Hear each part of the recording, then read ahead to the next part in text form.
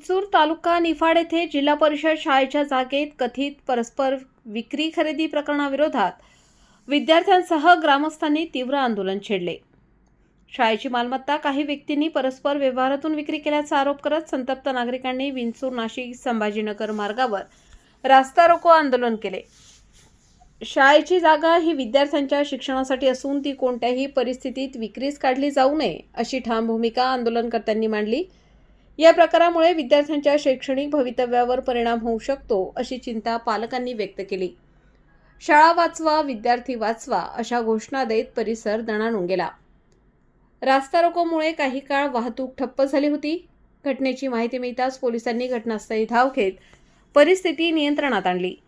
प्रशासनातील अधिकाऱ्यांनी आंदोलनकर्त्यांशी चर्चा करून संपूर्ण प्रकरणाची चौकशी केली जाईल आणि दोषींवर योग्य ती कारवाई करण्यात येईल असे आश्वासन दिले। दरम्यान दोषींवर कठोर कारवाई होईपर्यंत आंदोलन मागे घेणार नाही असा इशारा ग्रामस्थांनी दिला आहे। या घटनेमुळे विंचूर परिसरात खळबळ उडाली असून आता प्रशासन पुढे काय निर्णय घेते याकडे सर्वांचे लक्ष लागले आहे।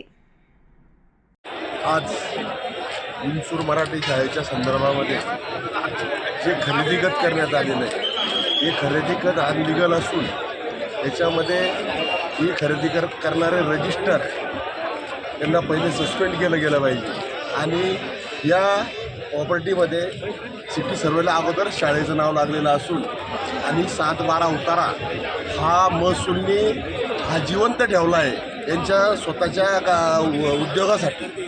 तरी हा 7-12 उतारा सगळ्यात पहिले बंद झाला पाहिजे आणि विंचूरकरांना आणि शाळेला न्याय मिळाला पाहिजे अशी मी प्रांत त्याच्यानंतर तहसीलदार यांना सर्वांना विनंती करतो आणि माझे 2 शब्द संपवतो।